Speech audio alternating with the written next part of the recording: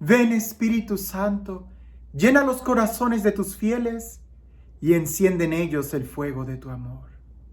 Envía, Señor, tu Espíritu y todo será creado y se renovará la faz de la tierra. Del libro de Hechos de los Apóstoles, capítulo 7, versículo del 1 al 8, y dice así. El sumo sacerdote preguntó, ¿es así? Él respondió, hermanos y padres, escuchad. El Dios de la gloria se apareció a nuestro padre Abraham cuando estaba en Mesopotamia, antes de que se estableciese en Harán, y le dijo, sal de tu tierra y de tu parentela y vete a la tierra que yo te mostraré. Entonces salió de la tierra de los caldeos y se estableció en Harán. Después de morir su padre, Dios le hizo emigrar de allí a esta tierra que vosotros habitéis ahora.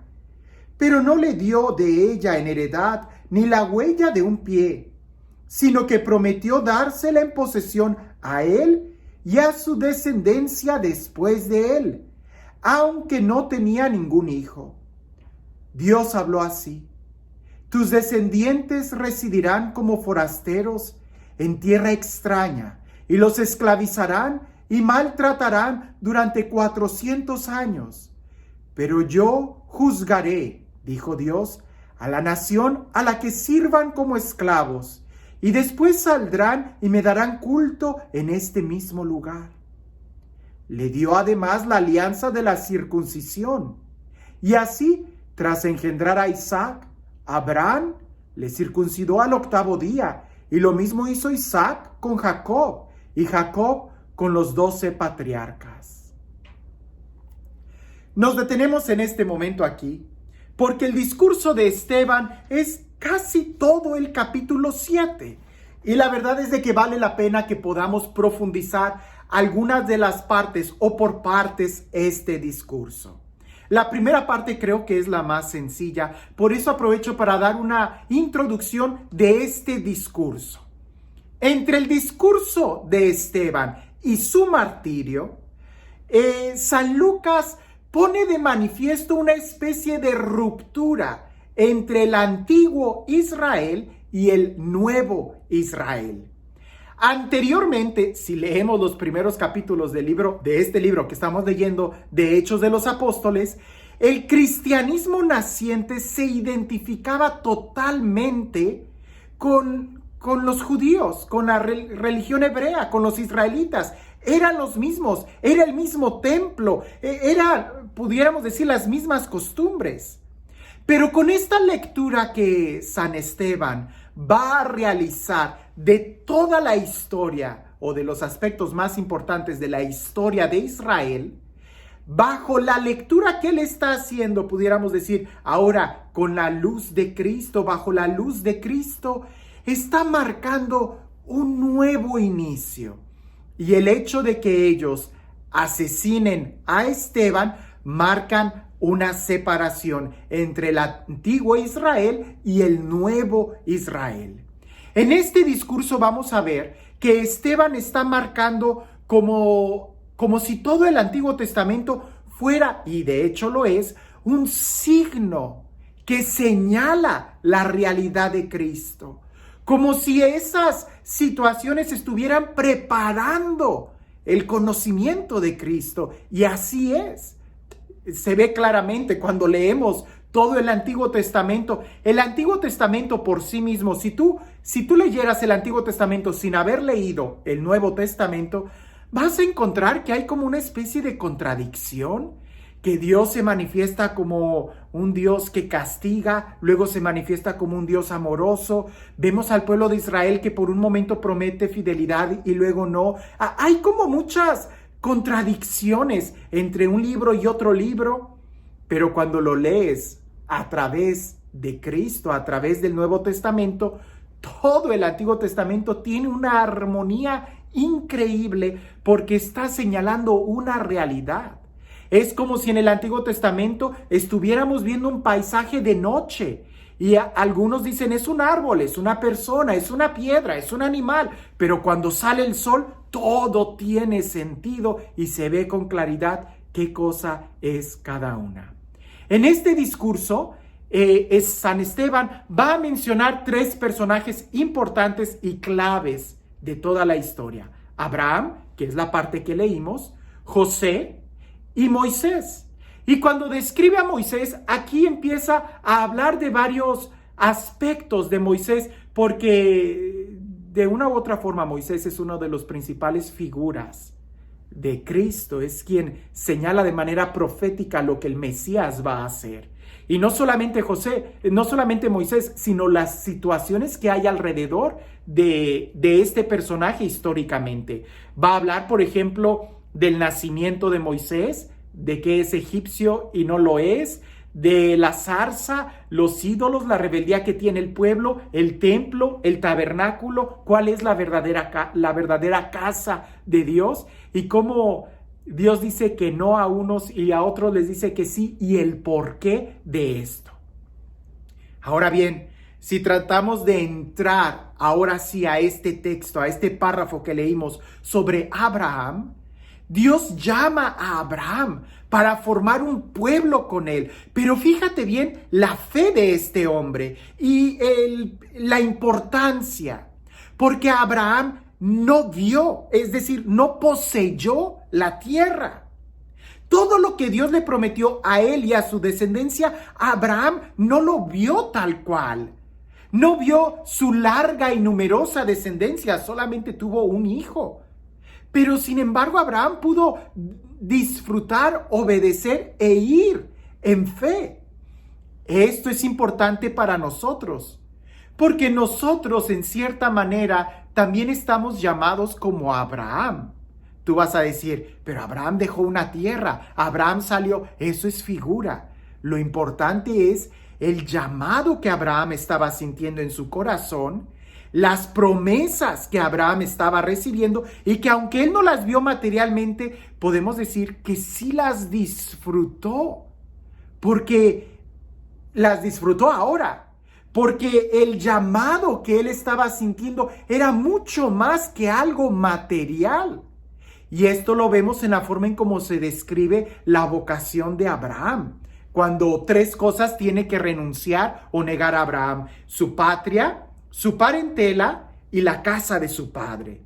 Pareciese que estas 3 cosas también nosotros debemos renunciar si decidimos seguir a Cristo o aceptar la herencia y la promesa que Dios nos está haciendo. Renunciar a la patria es renunciar a los bienes materiales de este mundo.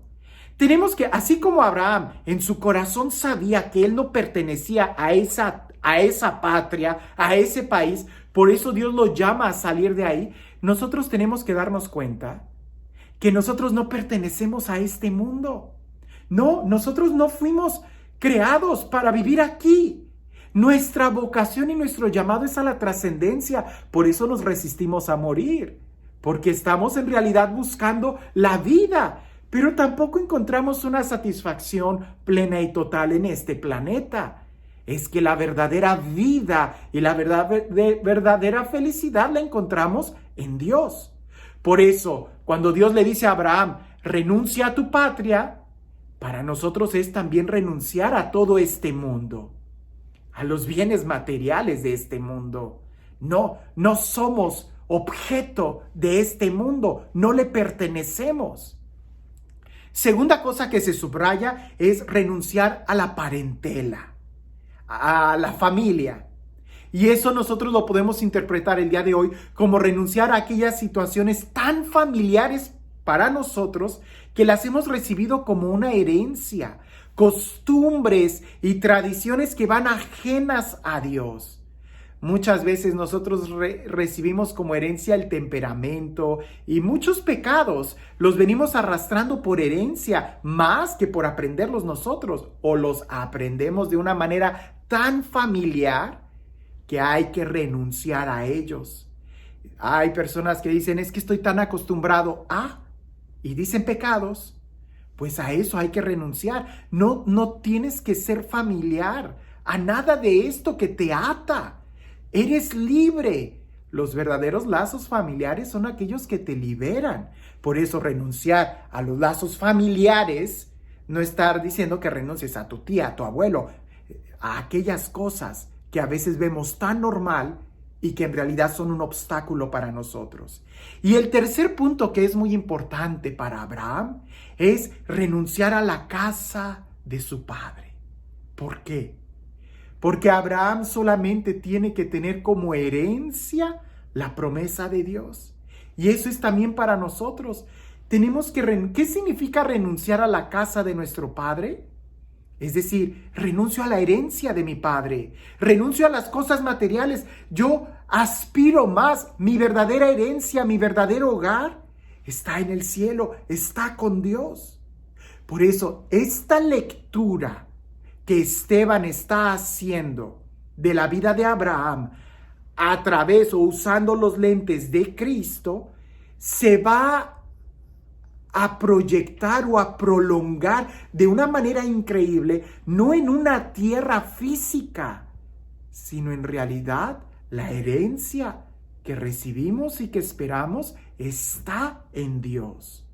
Entonces, de algo tan material como los israelitas vivían o veían, que ellos decían, es que esta tierra, este puño de tierra, Dios nos lo dio. Esteban dice, no. Lo que en realidad Dios está prometiendo es otra tierra mucho más grande. Esta tierra que tú pisas es solamente un signo, es solamente una sombra de lo que verdaderamente Dios quiere darte.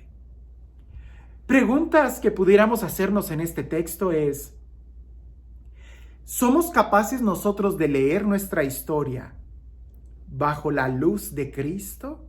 Es decir, así como Esteban es capaz de mirar la historia y ahora la entiende desde la óptica de Dios, desde la óptica de Jesús, así también nosotros deberíamos de ver nuestra historia y releerla a través de la óptica de Cristo. Gracias a las cosas que me han sucedido, soy quien soy hoy. Y gracias a que lo conozco a Él, puedo responderle con mayor fuerza, porque a quien mucho se le perdona, mucho ama, dijo Jesús.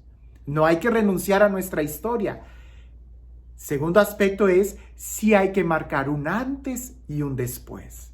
Así como Esteban con este discurso y que después con su martirio lo va a determinar en un antes y un después del pueblo de Dios, el antiguo Israel y el nuevo Israel, así también nosotros debemos de verlo, el viejo yo y el nuevo yo, diría San Pablo. Otra pregunta que pudiéramos nosotros hacer en nuestra vida es, ¿a qué hemos renunciado y por qué?